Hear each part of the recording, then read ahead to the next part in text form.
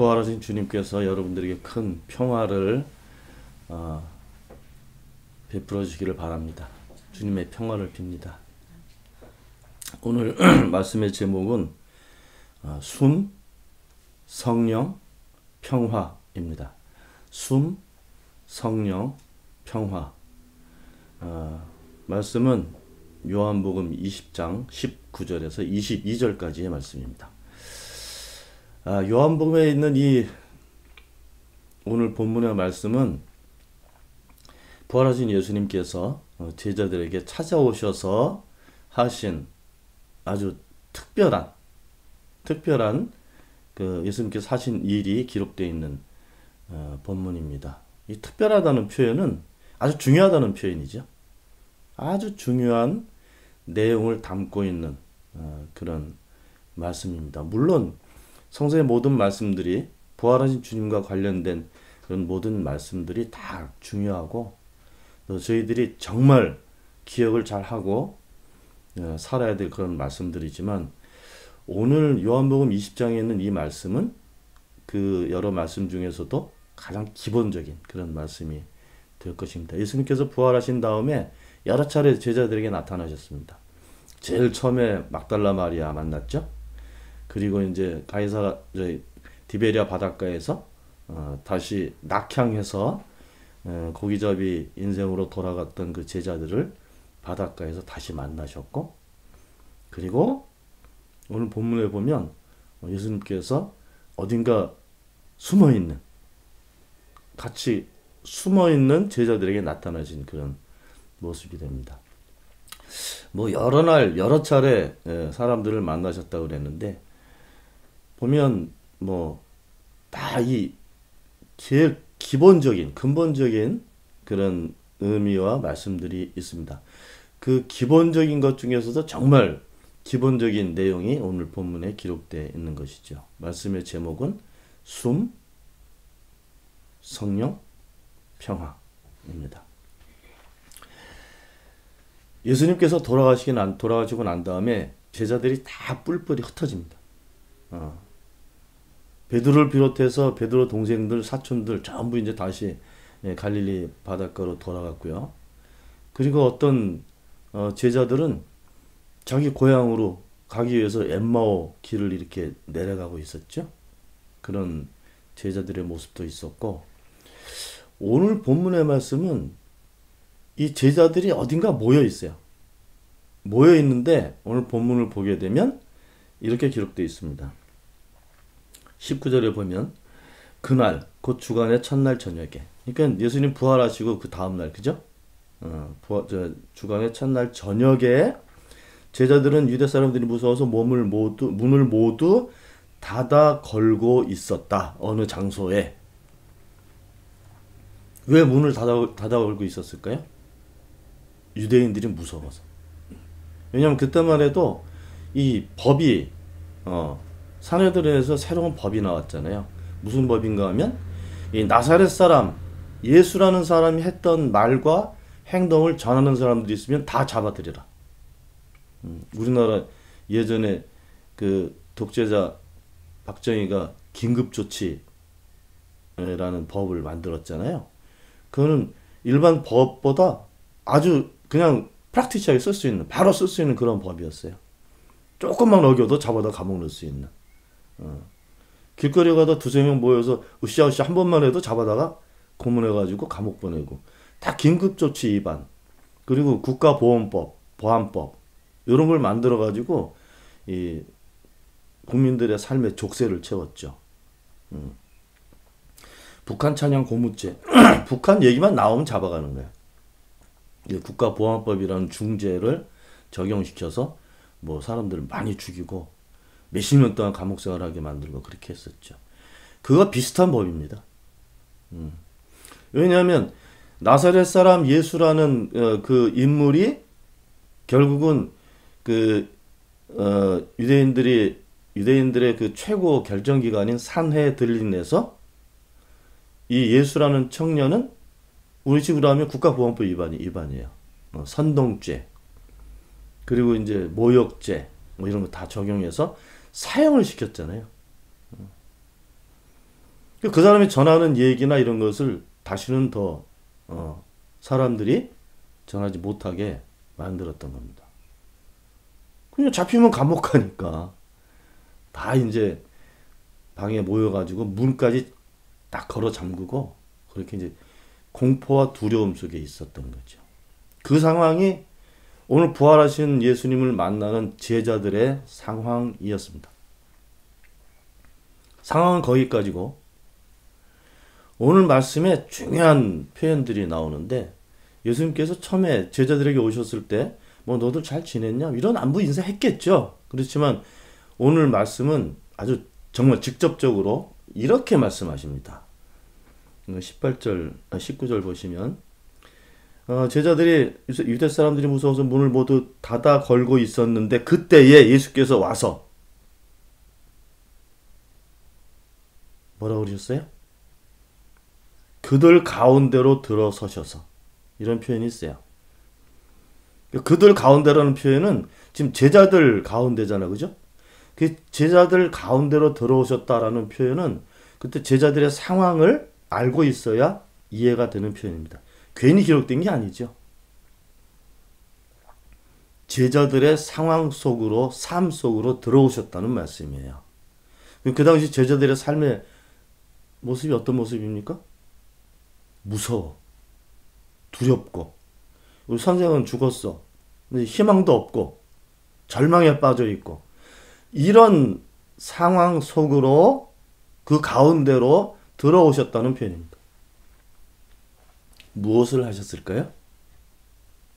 저희 같으면 이렇게 생각할 겁니다. 아, 내가 지금 곤란한 일을 당하고 어려운 일을 당하고 있어. 지금 우리가 지금 코로나 시대에 사는 대부분의 사람들이 다 어려움을 당하고 살 겁니다. 두렵고, 걱정스럽고, 포기하고 싶고. 그럼 그 상황에서 필요한 것이 무엇일까? 열이면 80. 어떤 도움과 또 위로와 또 누군가에서 용기를 얻을 수 있는 그런 기회와 뭐 이런 것들을 먼저 생각을 할 겁니다. 여러분들이 당하고 있는 상황에서 이 본문을 한번 거기다가 대비를 시켜보세요. 그럼 어떻게 될까? 난 정말 위로가 필요해. 나는 정말 살 수 있는 삶에 뭔가 도움이 필요해. 이게 정답 아닙니까? 오늘 본문에 예수님께서 오셔서 제자들에게, 그 어려운 상황 속에 있는 제자들에게 하신 말씀은 이거였습니다. 너희에게 평화가 있기를. 무슨 말씀입니까?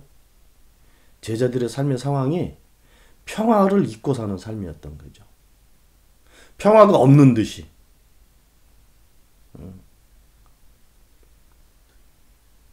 사실은 예수님께서 부활하셨으면 제자들 앞에서 다 예전처럼 그렇게 또 이 권능을 좀 드러내시고, 그렇죠? 예전에 사셨던 모습대로 이렇게 사람들을 이렇게 여러 가지 고치시고 이런 일을 하셨으면 제자들한테 좀 더 위로와 도움이 되지 않았을까? 뭐 이렇게 생각하시는 분들도 있을 거다. 저는 그렇게 생각합니다. 다 필요합니다. 위로도, 빵도, 또 삶의 조건도 다 필요하죠. 정말 필요한 것은 평화입니다. 이거를 한 번만 하신 게 아니라 본문을 보시면 와서 이제 제자대로 섞여서 이 몸에 상처난 것도 다 보여주시고 다 하시고 난 다음에 21절 보면 예수께서 다시 그들에게 말씀하셨다. 너희에게 평화가 있기를 빈다. 두 번째, 그죠? 두 번째 하신 말씀이에요. 똑같은 말씀. 평화가 있기를 빈다.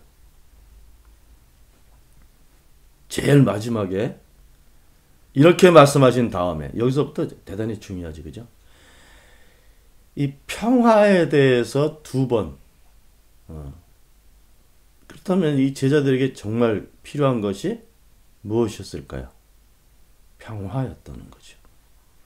지금 21세기 사는 우리들은 이 평화라는 것을 생각하면 항상 이 전쟁, 또 뭔가 불균형, 불평등 이런 걸 먼저 생각할 겁니다. 근데 원래 평화라는 것은 우리 사람들을 향한 하나님의 절대 변하지 않는 하나님의 계획이고 하나님께서 이루실 일이고 하나님께서 이루고 계시는 일입니다. 평화는 전쟁만 얘기하는 것이 아니에요. 평화는 삶을 얘기하는 겁니다. 생명. 성서에서 가장 중요하게 강조되고 있는 부분이 생명입니다. 다윗은 이제 그렇게도 표현하죠. 아, 하나님, 내가 뭐 해가지고 내가 죽으면 내가 어떻게 하나님을 찬양하고 삽니까? 뭐 그런 시편에 표현되어 있는데, 하나님을 믿고 하나님을 찬양하고 하나님께 주신 능력으로 세상에서 사람들과 더불어 살고 그 안에서 하나님 뜻을 이루고 하는 모든 일들은 우리들이 살아있을 때만 가능한 일입니다. 살아있는 사람들이 할 일이에요. 또 그리고 살아있다는 표현은 성서적으로 표현하면 우리가 들숨 날숨하는 일이 호흡하고 있는 모습이 아닙니다. 호흡만이 아니고 이 호흡을 포함한 우리 본래의 모습이 살아가는 것. 이 본래의 모습이 뭡니까? 숨을 받은 사람들.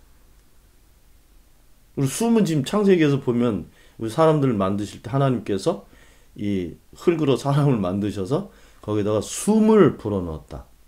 그렇죠? 숨이 순수 우리 한국말입니다. 생기 이렇게 하면 이제 옛날 그 한문 섞여서 나왔던 개혁성서에서 표현됐던 표현인데 생기 흙에다가 생기를 불어넣었더니 생명이 되었다. 살아있는 모습이 됐다는 거예요. 생기는 살 수 있는 기운. 호흡뿐만이 아닌 거예요. 내가 호흡만 쉬고 있으면 뭐 그것도 뭐 산다 할 수 있지만 본래는 내가 살아있는 존재로 사는 것. 그게 하나님께서 우리를 향한 계획인 거예요. 그것을 평화라고 표현할 수 있죠. 평화. 왜?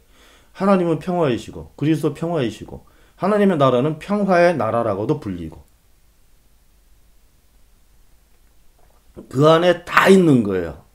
평화로운 모습 속에 거기에 먹고 사는 문제도 경제적인, 정치적인, 사회적인 어떤 것들이 다 포함되어 있는 내용입니다. 이 땅에 살면서는 그 모든 것을 사람들이 동일하게 경험하고 동일하게 나누며 살아야 되는 것이 평화예요. 전쟁을 안 하고 폭력이 없어지고 이것만이 아니라는 거죠. 자연하고도 또 남녀 간에도 연령 간에도 동등함과 평등함이 있는 모습. 그것이 평화예요. 하나님께서는 그것을 우리에게 원하시는 거죠. 우리가 때로 어려운 상황 속에 있다 해도 하나님께서는 그 어려움을 넘어갈 수 있는 삶을 이미 준비를 하고 계시는데 그것이 평화예요. 그 평화를 잃어버리는 순간에 사람들 안에 어려움과 고통과 분쟁과 분열과 살인과 폭력과 이런 것들이 넘치는 거예요. 평화가 있는 곳에는 절대 그런 것이 있을 수가 없죠. 설사 죽음까지도 없는 것을 우리가 성서를 통해서 확인할 수 있어요. 이사야에서 보여주신 주님의 나라, 그는 평화의 나라. 근데 평화는 우리가 노력해서 얻을 수 있는 것이 아닙니다. 그래서 예수님께서 숨을 불어넣으시면서 이렇게 말씀하시는데 20절, 22절 보게 되면요. 너에게 평화가 있어라. 그리고 이렇게 말씀하신 다음에 그들에게 숨을 불어넣으시고 말씀하셨다. 이 숨이 뭐예요? 루아타. 분이와. 하나님께서 흙에서 사람을 만드신 다음에 이 사람이 영으로, 생명으로 살아갈 수 있도록 넣으신 기운. 다른 말로 하면 하나님의 능력. 살리시는 능력. 이것을 불어넣으시면서 성령을 받아라. 정말 뜬금없지, 그죠? 평화, 우리가 생각하는, 일반적으로 생각하는 평화하고 성령하고 무슨 상관이 있습니까? 상관이 있으니까 말씀하신 거죠. 우리는 산소, 이산화탄소로만 사는 존재가 아니고 성령의 능력으로 사는 사람들입니다. 하나님의 능력으로. 그 능력을 아는 사람들이 평화를 소유하고 누리고 나누며 살 수 있게 되는 거죠. 그러니까 숨, 하나님의 능력, 평화. 이게 연관성이 있는 것입니다. 우리가 일궈야 될, 우리가 또 바라고 나누고 공동으로 소유하고 살아야 될 것은 평화인데 그 평화는 하나님의 계획입니다. 하나님의 계획은 하나님을 아는 사람들이 그것을 알고 행하며 이룰 수 있습니다. 성령의 능력이 우리 사람들의 삶을 그렇게 이끌고 가실 것입니다. 우리가 어려운 시기에 있지만 부활하신 주님 안에서 새로운 소망과 힘을 볼 수 있는 것은 바로 오늘 말씀 중에서 우리들이 찾을 수 있겠다. 그렇게 여겨집니다. 여러분들에게 하나님의 이 거룩하고 우리를 향한 유일한 계획이신 이 평화가 여러분들에게 넘치기를 바랍니다. 기도합시다. 하나님, 찢기고 나눠지고 고통받고 두려움 속에 있는 사람들 사이에 오셔서 평화를 이루시는 분이 바로 그리스도임을 저희들이 믿고 또 하나님의 계획이 바로 그 계획이 우리에게 다 있고 그 원하시는 평화가 저희들에게 있고 앞으로도 영원히 있게 될 것을 믿습니다. 하나님의 크신 능력으로 저희를 붙들어 주시고 그 성령의 능력으로 저희들이 하나님의 그 거룩한 뜻을 이루며 살아가게 도와주시기를 바랍니다. 감사드리며 우리 주 예수 그리스도 이름으로 기도하옵나이다. 아멘.